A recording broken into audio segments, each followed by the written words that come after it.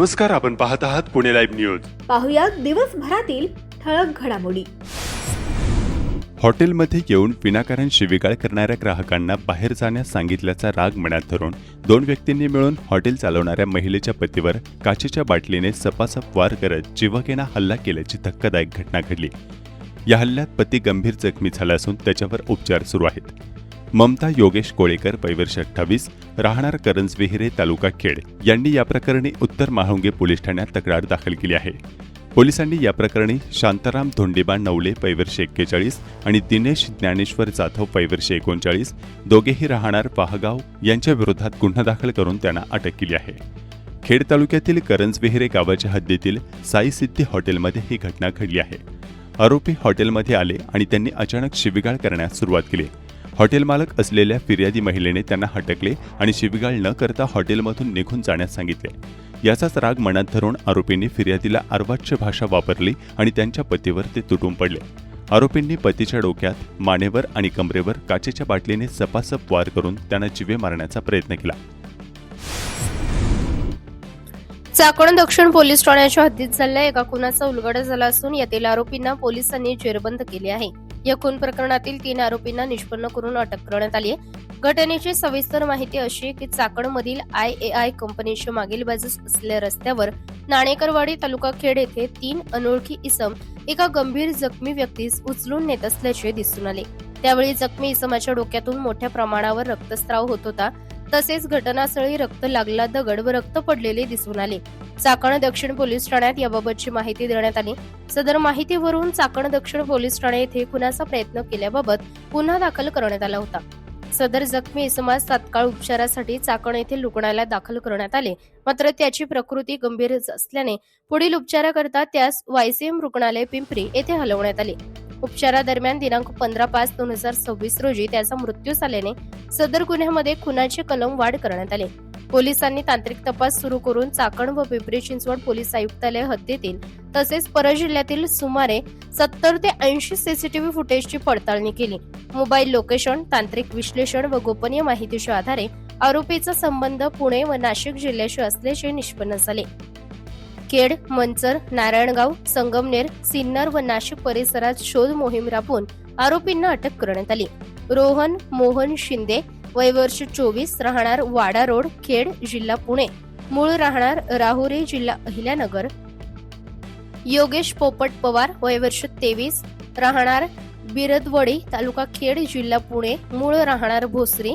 रवींद्र राजेंद्र शेजूळ, वय वर्ष 30, राहणार बिरदवडी, तालुका खेड, जिल्हा पुणे, मूळ राहणार श्रीरामपूर, जिल्हा अहिल्यानगर असे असल्याचे तपासात निष्पन्न झाले. सदर आरोपीकडे सखोल चौकशी केली असता किरकोळ धक्का लागल्याच्या कारणावरून झालेल्या वादातून त्यांनी गुन्हा केल्याची कबुली दिली. चाकण दक्षिण पोलीस अधिक तपास करत आहेत. चाकण दक्षिण पोलीस ठाण्यात निर्माण झालेल्या गुन्हेगारी कमी होईल अशी अपेक्षा असताना येथील गुन्हेगारी वाढत असल्याचे विपर्यस्त चित्र पाहावयास मिळत आहे. दुचाकी उड्डाणपुलाच्या दुभाजकाला जोरात धडकून झालेल्या भीषण अपघातात दुचाकी चालक तरुण ठार झाला असून मागे बसलेला त्याचा मित्र गंभीर जखमी झाला आहे. या अपघात प्रकरणी प्रसाद बाळू गायकवाड, वय वर्ष 29, राहणार वडगाव पाटोळे, तालुका खेड, यांनी भोसरी पोलीस ठाण्यात फिर्याद दिली आहे. अपघातात मृत्यू झालेला राहुल शंकर लगाडे, वय वर्ष 30, राहणार खेड, जिल्हा पुणे, या दुचाकी चालकाविरुद्ध पोलिसांनी गुन्हा नोंदवला आहे. प्रसाद गायकवाड, त्यांचा मित्र दिनेश ओव्हळ आणि राहुल लगाडे हे तिघेजण दुचाकीवरून खेड ते नाशिक फाटा मार्गाने भोसरीच्या दिशेनं जात होते. दरम्यान राहुल लगाडे यांनी दुचाकी चालवण्यास घेतली. भोसरी येथे ओव्हरब्रिजवर आले असता दुचाकी डिव्हायडरला धडकली. ही धडक इतकी भीषण होती की तिघेही रस्त्यावर जोरात फेकले गेले. या अपघातात फिर्यादी प्रसाद यांच्या डाव्या हाताला फ्रॅक्चर झाले असून मित्र दिनेश गंभीर जखमी झाला, तर गाडी चालवणारा राहुल या अपघातात स्वतःच्या मृत्यूला कारणीभूत ठरला. धक्कादायक म्हणजे यातील मृत दुचाकी चालकावरच पोलिसांनी गुन्हा दाखल केला आहे. किराणा दुकानासमोर गाडी पार्क करण्याच्या कारणावरून झालेल्या किरकोळ वादाचे पर्यावसन मोठ्या हाणामारीत झाले. 7 ते 8 जणांच्या टोळक्याने दुकानदाराला बेदम मारहाण केली आणि वाद सोडवण्यासाठी आलेल्या त्याच्या भावाच्या डोक्यात प्लास्टिक पाईपने वार करून रक्तबंबाळ केले. या प्रकरणी किराणा दुकान चालक सोमनाथ हनुमंत मुंगसे, वय वर्ष 48, राहणार केडगाव, आळंदी, यांनी आळंदी पोलीस ठाण्यात तक्रार दाखल केली आहे. पोलिसांनी अक्षय श्रीरंग भोसले, वय वर्ष 23, विकास शांताराम पवार वय वर्ष 25, उमेश भीमराव जाधव वय वर्ष 25, सूरज नरेश पवार वय वर्ष 21, सिद्धेश लक्ष्मण चोरगे वय वर्ष 20, जीवन शिवाजी पवार वय वर्ष 24, नरेश कोंडिबा पवार वय वर्ष 55, शांताराम कोंडिबा पवार वय वर्ष 57 आणि प्रकाश शांताराम पवार वय वर्ष 29 या सर्व आरोपींना अटक केली आहे. फिर्यादी मुंगसे हे केळगाव येथील त्यांचे गुरुकृपा प्रोव्हिजन स्टोअर्स या नावाचे किराणा दुकान उघडून नेहमीप्रमाणे काम करत होते. त्याचवेळी दुकानासमोर 2 चारचाकी गाड्या येऊन थांबल्या. सोमनाथ यांनी गाडीतील लोकांना येथे गाडी पार्क करण्यासाठी जागा नाही, गाड्या पुढे घ्या असे सांगितले. याचा राग आल्याने गाडीतील सर्व आरोपी खाली उतरले आणि त्यांनी सोमनाथ यांना अत्यंत उद्धट भाषा वापरत हाताने मारहाण सुरू केली. सोमनाथ यांना वाचवण्यासाठी त्यांचा भाऊ अजय मुंगसे पुढे आला असता एका आरोपीने बाजूला पडलेल्या पांढऱ्या प्लास्टिकच्या पाईपने अजयच्या डोक्यावर आणि चेहऱ्यावर जोरदार प्रहार केला, ज्यामुळे तो रक्तबंबाळ झाला. तसेच मध्यस्थी करणाऱ्या सागर धर्माधिकारी आणि गणेश माहुरे यांच्या पायावरही दगड फेकून त्यांना जखमी करण्यात आले. तर आळंदी पोलीस अधिक तपास करत आहेत. चाकण औद्योगिक परिसरात भाम ते आंबेठाणकडे जाणाऱ्या रस्त्यावर झालेल्या भीषण अपघातात पती ठार तर पत्नी गंभीर जखमी झाल्याची घटना सोमवारी 18 मे 2026 रोजी घडली आहे. अंकुश बाबूराव बुटे वय 45 राहणार करंजविरे तालुका खेड असे या अपघातात ठार झालेल्या दुचाकी चालकाचे नाव असून त्यांची पत्नी देखील या अपघातात गंभीर जखमी झाली आहे. हे दाम्पत्य दुचाकीवरून जात असताना हा भीषण अपघात झालाय. याबाबत चाकण उत्तर पोलीस ठाण्यात रात्री उशिरापर्यंत गुन्हा दाखल करण्याची कार्यवाही सुरू होती. या अपघाताचे सीसीटीव्ही फुटेज देखील समोर आले असून पोलिसांकडून तपास सुरू आहे. खेड तालुक्यातील शिरोली येथे रात्रीच्या वेळी झालेल्या एका भीषण अपघातात आशिष विठ्ठल वाडेकर राहणार शिरोली यांचा मृत्यू झालाय. एका खासगी कंपनीच्या बसने दिलेल्या धडकेत गंभीर जखमी होऊन त्यांचा मृत्यू झालाय. पोलीस याबाबतचा अधिक तपास करत आहेत. रोहकल पिंपरी गावच्या हद्दीत आता म्हाडा प्रकल्पाबरोबर रेल्वे प्रकल्प जाणार असल्याची खात्रीलायक माहिती समोर येत असून याबाबत सर्वेक्षण सुरू असल्याचे स्थानिकांनी कळवले. भारतीय रेल्वे प्रशासनाच्या गाड्या या भागात येत आहेत. ड्रोनद्वारा जमीन सर्वेक्षण करून प्रत्यक्ष जमिनीवर खुणा देखील केल्यात. तळेगाव ते पुणे व पुढे हैदराबाद असा रेल्वे मार्ग होणार असल्याची चर्चा सुरू झाली आहे. खेड तालुक्यातील ज्या औद्योगिक भागात आधीच अनेक प्रकल्पाने नागरिक भूमिहीन झाले, त्याच भागात आणखी प्रकल्पासाठी भूसंपादन माथी मारण्याचे प्रयत्न शासन का करत आहे असा येथील जनतेचा सवाल आहे. भीमाशंकर आदर्श ग्राम प्रकल्पासाठी 172.22 कोटींच्या विकास आराखड्यास मंजुरी. आमदार बाबाजी काळे यांची माहिती. भीमाशंकर गावचे नव्याने पुनर्वसन करण्यासाठी मुख्यमंत्री देवेंद्र फडणवीस यांच्या अध्यक्षतेखाली सह्याद्री अतिथीगृह मुंबई येथे श्री क्षेत्र भीमाशंकर आदर्श ग्राम प्रकल्प विकास आराखडा संदर्भात शिखर समितीची महत्त्वपूर्ण बैठक पार पडली आहे. या बैठकीत भीमाशंकर परिसरातील वाढती भाविक संख्या, वाहतूक कोंडी, पर्यावरण संवर्धन तसेच मूलभूत सुविधांचा विकास याबाबत सविस्तर चर्चा करण्यात आली. बैठकीत सुमारे 172.22 कोटींच्या विकास आराखड्यासंदर्भात सादरीकरण करण्यात आले असून निवासी गाळे, रस्ते, पाणीपुरवठा, आरोग्य केंद्र, शाळा, स्वच्छता सुविधा, हेरिटेज मार्केट, सौर ऊर्जा, मंदिर परिसर विकास आदी विविध कामांचा समावेश करण्यात आला. तसेच रस्ते विकास, रोपवे प्रकल्प, वीज पुरवठा आणि पर्यटन सुविधांबाबत संबंधित विभागांना आवश्यक निर्देश देण्यात आले. दरम्यान यावेळी खेड तालुक्याच्या विकासाला अधिक गती मिळावी यासाठी मुख्यमंत्री देवेंद्र फडणवीस यांच्याकडे आमदार बाबाजी काळे यांनी काही मागण्या केल्या. त्यापैकी तळेगाव, आंबी, करंज विहिरे, धामणे फाटा, पाईट, पाळू, आडगाव, सातकरवाडी मार्गे धामणगाव, शिरगाव असा रस्ता जोडला जावा. त्याचबरोबर करंज विहिरे, शिवे, गडद मार्गे भीमाशंकरला रस्ता जोडला जातो याचा समावेश व्हावा आणि अहिल्यानगर मार्गे शिक्रापूर भीमाशंकरकडे जाताना मध्ये पाबळ कणेरसर सेजपर्यंतचा 10 किलोमीटर रस्त्याची दुरुस्ती व्हावी. तसेच भीमाशंकर जवळील पदरवाडीच्या 16 घरांचे पुनर्वसन भीमाशंकरवाडी या नवीन आराखड्यात व्हावे. या मागण्यांवर मुख्यमंत्री फडणवीस यांनी सकारात्मक प्रतिसाद देत तात्काळ दखल घेण्यासाठी जिल्हाधिकारी जितेंद्र डुडी यांना आदेश दिले. त्याचबरोबर खेड भीमाशंकर महामार्गाला आणि शिरूर उरण रस्त्याला मंजुरी दिल्याने सरकार व मुख्यमंत्री देवेंद्र फडणवीस यांचे आभार मानले. भीमाशंकर हे खेड तालुक्याचेच नव्हे तर सर्व श्री महादेव भक्तांचे श्रद्धास्थान असल्याने भीमाशंकर देवस्थानचा होत असलेला विकास हा अतिशय आनंद देणारा. या बैठकीला मुख्यमंत्री देवेंद्र फडणवीस, माजी मंत्री दिलीप वळसे पाटील, पुणे जिल्हाधिकारी जितेंद्र डुडी, जिल्हा नियोजन अधिकारी किरण इंदलकर यासह अनेक मान्यवर उपस्थित होते. मंदिर हे खेड तालुक्यात येते.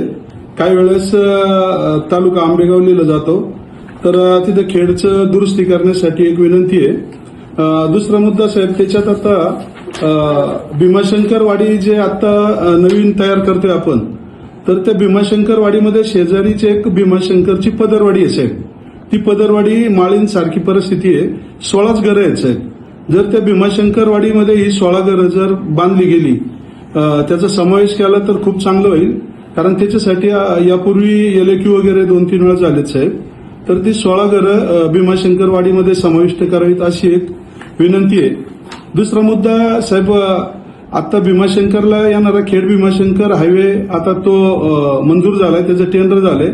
ते लवकर होईल आता मी ऐकलं चालू. परंतु आता कलेक्टर साहेबांनी मुंबईकडून येणारे जे लोक आहेत, तळेगावकडून करंजवीर आणि करंजवीर येऊन पाईट वांद्रे, आपलं पाईट आंबोली, सातकरवाडी, कुडा ते शिरगाव, परंतु त्याला जे एक पॅरलल रोड आहे साहेब, त्याला जोडून गुगलवर तिकडून पण लोक जातात.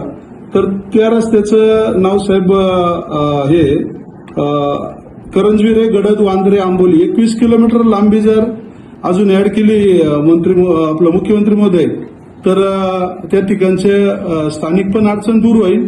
लोक गुगलने त्या दोन्ही रोडवरून जातात. तर तेवढी माझी एक विनंती आहे की 21 किलोमीटर लांबी अजून त्यामध्ये समाविष्ट करावी. आणि विदर्भ, मराठवाडा, नगर मार्गे आता कर्जत शिरूर रस्ता तर आपला तत्वता मान्यता साहेब दिली, त्याबद्दल आपले धन्यवाद. परंतु त्या लांबीमध्ये एक 10 किलोमीटरची लांबी पाबळ ते कनेरसर जर मजबूतीकरणासाठी याच्यात ऍड केलं साहेब, तर विदर्भ, मराठवाडा, नगर मार्गे शिरूर, खेडला येणारे जे म्हणजे भीमाशंकरकडे जायला सोपं आहे साहेब. तर ती 10 किलोमीटरची लांबी मजबूतीकरणासाठी त्याच्यात समावेश करावा अशी 3 मागण्या आहेत साहेब. तर त्याचा विचार करावा. कारण मंदिर हे खेड आळंदी विधानसभा मतदारसंघाच्या कार्यक्षेत्रात येते साहेब. विनंती येते. आता बाबाजी काळेंनी जो मुद्दा सांगितला ना, मंदिर खेड तालुक्यात येत आहे, तर या त्यांच्या म्हणण्याशी मी पूर्ण सहमत आहे. त्यामुळं माझी सूचना अशी आहे, त्याला खेड आंबेगाव असं संयुक्त नाव दिलं तर काही हरकत नाही. मी वर्षे पाटील साहेब, मी सहमत आहे तुमच्या मताशी. खेड आंबेगाव कायम नाव ठेवावं. खेड आंबेगाव ठेवलं तरी चालतंय. परंतु भीमाशंकरवाडी ही खेड तालुक्याचं 1 नंबरचा बूथ आहे. भीमाशंकरवाडी अडचण नाही. हा, भीमाशंकरवाडी ही खेड तालुक्यात आहे. हा, तर एक विषय असा आहे साहेब, मी जे 3 मुद्दे मांडलेत, तर तेवढं आपल्या संबंधित यंत्रणेला साहेब आदेश द्यावेत, विनंती आहे. हेच सांगितलं कलेक्टरांना की तुम्ही जे 3 मुद्दे मांडलेले आहेत, ते 3 मुद्द्यांची नोंद घेऊन त्याच्यावर त्यांनी कारवाई करावी.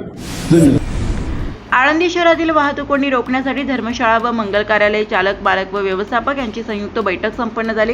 आळंदी शहरामध्ये मागील काही दिवसांपासून बेशिस्त वाहन चालकांमुळे घडलेल्या अपघातामध्ये 3 नागरिकांचा दुर्दैवी मृत्यू झाल्याच्या पार्श्वभूमीवर शहरातील वाढती वाहतूक कोंडी, पार्किंगची समस्या तसेच भविष्यातील उपाययोजना याबाबत आज सोमवार दिनांक 18 मे 2026 रोजी आळंदी नगर परिषद, आळंदी पोलीस प्रशासन व दिघे आळंदी वाहतूक शाखा पोलीस प्रशासन यांच्या संयुक्त विद्यमाने धर्मशाळा व मंगल कार्यालयांचे चालक, मालक व व्यवस्थापक यांची संयुक्त बैठक आयोजित करण्यात आली. सदर बैठकीस माननीय नगराध्यक्ष आळंदी नगर परिषद, माननीय मुख्याधिकारी आळंदी नगर परिषद, माननीय वरिष्ठ पोलीस निरीक्षक आळंदी पोलीस स्टेशन, माननीय वरिष्ठ पोलीस निरीक्षक दिघे आळंदी वाहतूक शाखा तसेच शहरातील विविध धर्मशाळा, मंगल कार्यालय चालक, मालक व व्यवस्थापक मोठ्या संख्येने उपस्थित होते. बैठकीमध्ये धर्मशाळा व मंगल कार्यालय चालक, मालक व व्यवस्थापक यांनी शहरातील पार्किंगची कमतरता, अपुरे दिशादर्शक फलक, रस्त्यांवरील अतिक्रमणे, बेशिस्त वाहन पार्किंग, अपुरे बायपास रस्ते, प्रदक्षिणा मार्गावरील अडचणी, जड वाहतुकीमुळे निर्माण होणारी कोंडी यासह विविध समस्या प्रशासनासमोर मांडल्या. यावेळी विविध उपाययोजना करण्याचे ठोस निर्णय घेण्यात आले.